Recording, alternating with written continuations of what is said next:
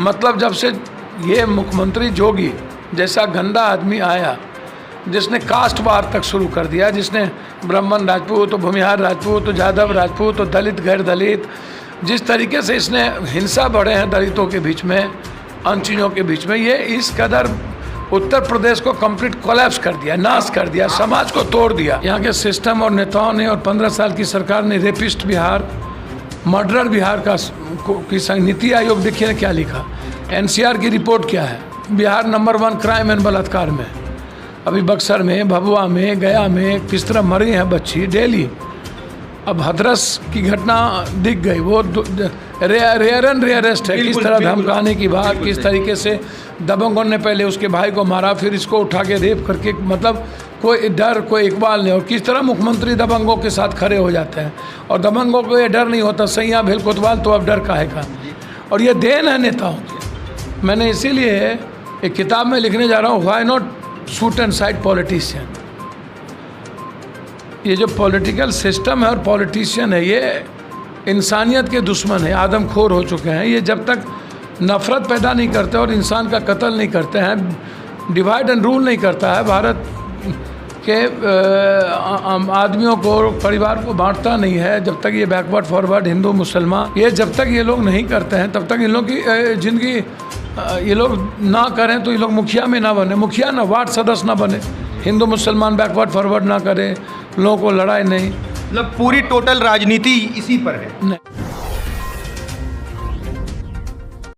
नमस्कार, मैं अशफी खान और आप देख रहे हैं X24 न्यूज़। आज हमारे सामने एक ऐसी शख्सियत है, राजेश रंजन उर्फ पप्पू यादव। इलेक्शन का माहौल चल रहा है, आइए जानते हैं उन्हीं की ज़बानी। कि हम लोग तो ऐसा देखते थे आपको टीवियों में, चैनलों पर, कि आप बाढ़ में आधा घुस जाते थे पानी के अंदर। इन लोगों ने नदियों को हमारे लिए अभिशाप बना दिया, जबकि नदी वरदान होती है, और ये देन है नेताओं की। मैंने इसीलिए एक किताब में लिखने जा रहा हूँ, why not shoot and side politician. ये जो पॉलिटिकल सिस्टम है और पॉलिटिशियन है, ये इंसानियत के दुश्मन है, आदमखोर हो चुके हैं। ये जब तक नफ़रत पैदा नहीं करते और इंसान का कत्ल नहीं करते हैं, डिवाइड एंड रूल नहीं करता है, भारत के आदमियों को, परिवार को बांटता नहीं है, जब तक ये बैकवर्ड फॉरवर्ड हिंदू मुसलमान, कब्रिस्तान, शमशान, ईद, बकरीद, दीपावली, छठ, आरक्षण, ST SC, लिंगायत, बुकलिंगायत, जिन्ना, जिग्नेश, पट्टेदार, अल्पेश, मंदिर मस्जिद, ये जब तक ये लोग नहीं करते हैं, तब तक इन लोग की जिंदगी ये लोग ना करें तो ये लोग मुखिया में ना बने, मुखिया ना वार्ड सदस्य ना बने, हिंदू मुसलमान बैकवर्ड फॉरवर्ड ना करे, लोगों को लड़ाई नहीं, मतलब पूरी टोटल राजनीति इसी पर है। नहीं, वही बात मैं कह रहा हूँ कि बहुत ही क्लियर आप इसको समझ लीजिए। राजनीति का यहाँ मापदंड क्या है? डेवलप है नहीं, माइनस पे हम हैं। एक ज़मींदार को खड़ा कर दिए, फार्मर बहुत लगभग नहीं के बराबर है, 11 करोड़ कुछ फार्मर बचे हैं, जो बच्चे हैं सीमांत किसान है, बट्टेदार है, दिहाड़ी मजदूर है, बंधुआ मजदूर है, और हालात अच्छे नहीं हैं। तो मुझे लगता है कि जो परिस्थितियाँ, उस परिस्थितियों में ठीक ठाक नहीं है। ये आप बोल रहे हैं कि मैं एक सेवक हूँ, मुझे कोई लेना देना राजनीति का बहुत स्वाद हर्ष नहीं है, विषाद नहीं है। जो हालात है ना, उसको समझने का हम लोग प्रयास करें कि कोरोना वायरस आया, 6 महीना हम घर से बाहर, 16-16 करोड़ रुपया मजदूरों और गरीबों के अकाउंट में ट्रांसफ़र होना, लोग पति पत्नी से मिलने में, बच्चों से मिलने में डरते थे। अब पप्पू यादव 70 लाख लोगों से लगभग मिल चुका है। कोरोना हर दिन पॉजिटिव केसेस से मिले, या घरों में मिले, परिवार के बीच मिले, कोई ऐसी बाकी नहीं थी। लगातार बाढ़ में 2 महीना सड़कों पर सोए, ट्रैक्टर में सोए, नाले में सोए। अभी कोरोना वायरस के बाद तो वो चिमकी बुखार हो या शेल्टर हाउस, NRC हो या पटना का बाढ़, कोरोना वायरस हो या उसके बाद का बाढ़, बिल्कुल बलात्कार हो या बेटी का शोषण का सवाल हो, मर्डर का सवाल हो, Pappu Yadav was the there. मतलब कम्प्लीटली एज ए बेटा, एज ए सेवक, मुझे लगता है कि मुझे शेयर करना चाहिए, महसूस करना चाहिए। आपने एक बहुत ही मतलब अच्छा क्वेश्चन किया कि बलात्कार, अभी हाथरस में एक घटना हुई, उसके बारे में सभी लोग जानते हैं। बलात्कार तो आम रोज़मर्रे की रूटीन बन गई है। हर दिन 40-32 यहाँ के सिस्टम और नेताओं ने और 15 साल की सरकार ने रेपिस्ट बिहार, मर्डरर बिहार की नीति आयोग देखिए ना क्या लिखा। एनसीआर की रिपोर्ट क्या है, बिहार नंबर 1 क्राइम एंड बलात्कार में। अभी बक्सर में, भभुआ में, गया में किस तरह मरी हैं बच्ची डेली। अब हाथरस की घटना दिख गई, वो रेयर एंड रेयरेस्ट है। किस तरह धमकाने की बात, किस तरीके से दबंगों ने पहले उसके भाई को मारा, फिर इसको उठा के रेप करके, मतलब कोई डर, कोई इकबाल नहीं। और किस तरह मुख्यमंत्री दबंगों के साथ खड़े हो जाते हैं, और दबंगों को ये डर नहीं होता। सैया भेल कोतवाल तो अब डर काहे का। मतलब जब से ये मुख्यमंत्री जोगी जैसा गंदा आदमी आया, जिसने कास्ट वार तक शुरू कर दिया, जिसने ब्राह्मण राजपूत तो भूमिहार राजपूत तो जादव राजपूत तो दलित गैर दलित, जिस तरीके से इसने हिंसा बढ़े हैं दलितों के बीच में, अन्य चीज़ों के बीच में, ये इस कदर उत्तर प्रदेश को कंप्लीट कोलैप्स कर दिया, नाश कर दिया, समाज को तोड़ दिया। उत्तर प्रदेश तरक्की प्रदेश के रूप में जाना जाता था, आज वहाँ उन्माद, आतंक का माहौल, डर का माहौल, समाज के लोग जिस तरीके से डरा हुआ महसूस कर रहे हैं। आप उसकी बात करिएगा तो आश्चर्य होगा। इस केस को भी सुप्रीम कोर्ट ने क्या कहा, रेयर एंड रेयरेस्ट घटना, इसको मैं जाने नहीं दूंगा। मैं धन्यवाद देता हूँ और बधाई देता हूँ। इसमें बहुत बड़ी न्यायिक जांच की आवश्यकता है, और मैं समझता हूँ कि अंतिम कील साबित होगी जोगी जैसे घमंडी अब इन गंदे लोगों से। इसको समाप्त किया जाना चाहिए। हर परिस्थिति में 3 करोड़ रुपये की उस बच्ची के पास मुआवजा मिले, और नौकरी की व्यवस्था हो, और 6 महीने के अंदर एसपीडी ट्रायल करके फांसी की सज़ा हो। सर, जैसे ही आपने ये बोला कि वहाँ घटना में इस तरीके की क्रियाएं हुई, लेकिन बहुत से होते हैं जिन पे पॉलिटिकल लीडर या रिपोर्टर आवाज़ उठाते हैं, उनको संज्ञान में ले लेते हैं। जिनका होता है बलात्कार, जिनका कहीं जिक्र नहीं आता, सिर्फ पेपर में निकलता और बात ख़त्म हो जाती है, उस कंडीशन पे क्या होना चाहिए? नहीं, मैं पहले कहा कोई मोटो नोटिस कोर्ट यदि लेती है। बलात्कार तो हर दिन 40 होते हैं, लेकिन ये जो रेयरेस्ट केस है, जिस तरीके के हालात हैं, उसमें मैं इतना कह सकता हूँ ये परिस्थिति सही नहीं है।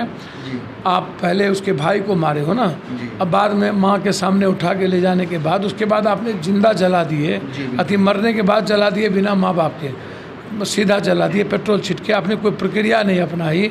हिंदू धर्म एक हल्दी की प्रक्रिया ऐसा कुछ होती है ना? नहीं, कोई हिंदू और बौद्धिक धर्म में जो प्रक्रिया होती है उस प्रक्रिया को नहीं, परिवार रहता तब तो कोई होता है। बिल्कुल। उसके बाद आप जिस तरीके से पोस्टमार्टम नहीं कराया और कोई रिपोर्ट आपने सार्वजनिक नहीं की, और उसके बाद फिर गोलबंदी शुरू कर दी, और उसके बाद दबाने की कोशिश की, पेशाब का प्रलोभन किया, कलेक्टर का वीडियो वायरल है।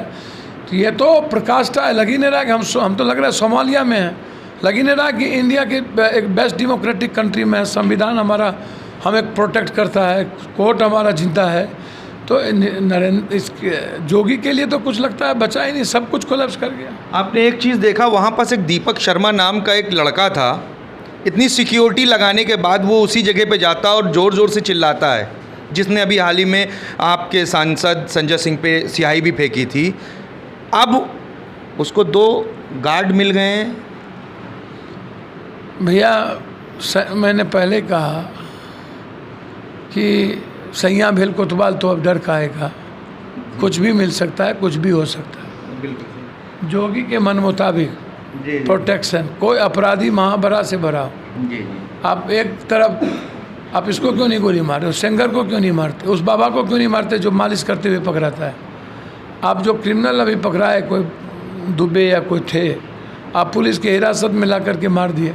तो आप तो जो दुबे हो, तो आप उससे जघन्य अपराध तो इसने भी किया एक बच्चों के साथ। इसको अभी तक गोली क्यों नहीं मारा? मतलब ये बाइफर्केशन, बेटी के बलात्कार को भी जाति से तोलोगे, धर्म मजहब से तोलोगे, मर्डर को भी धर्म मजहब और जाति से तोलोगे। ये मूल्यांकन यदि बाइफर्केशन होगा जाति के आधार पर, तो फिर क्या हमारी डेमोक्रेसी, संविधान और देश बचेगा? कोलैप्स कर जाएगा मेरा जनतंत्र यदि हम जाति का बाइफर्केशन करेंगे तो। अच्छा, एक तो ये बात होगी, आपकी पार्टी का मैनिफेस्टो क्या है? 30 साल का नाम 3 साल हो तो मैंने लगा दे दिया। 3 साल में एशिया का नंबर 1 बिहार नहीं होगा तो रिजाइन कर देंगे। कोर्ट के शपथ पत्र से आए, आज़ाद हिंदुस्तान के बाद किसी ने नहीं किया। बिल्कुल शपथ पत्र के साथ आए, और उसमें सारी चीज़ों की जिक्र है। बिहार और बिहारियों के निर्माण कैसे कैसे, 3 महीना, 6 महीना, 9 महीना, 12 महीना, सारी चीज़ें हैं। आप उसको देखो, एडिट करो और बनाओ। जैसे पिछली बार आपने 40 सीटों पे लड़ा था, अब की बार का क्या है? गठबंधन बहुत बड़ा है, चाहे हमारा आज़ाद चंद्रशेखर आज़ाद जी के साथ हो, बाबा साहब अम्बेडकर विचारधारा प्रकाश जी का साथ हो, चाहे हमारे SDPI हो, चाहे हमारा मुस्लिम लीग यूनियन हो, चाहे हमारा दांगी समाज का हो, चाहे बीनमला चौहान समाज का हो, वो सारी चीज़ें हैं। सरकार आपकी बनती है तो आप स्कूल फीस, EMI, लोन, इन सब चीज़ों पे किस तरह किया? और सारा चीज़ मेरा है, एक एक चीज़ best. 1 nation 1 education, 1 nation 1 health, compulsory and common education. 1 साल के अंदर प्राइम मिनिस्टर नेता का बच्चा भी वहीं पढ़ेगा, कॉमन कंपलसरी करेंगे। जॉब ओरिएंटल एजुकेशन होगा मेरा, बेस्ट अप्रोच देंगे और 18 सालों तक किसी भी जात के गरीब को मजदूरी करने नहीं देंगे। वो जब तक मजदूरी पढ़ेगा तब तक उसके परिवार को 4000 रुपया मंथली का इनकम की व्यवस्था सरकार करेगी। एजुकेशन पर कोई कंप्रोमाइज़ नहीं, कोई माफियागिरी नहीं, कोई पूंजीपतियों का आधिपत्य नहीं होगा एजुकेशन पर।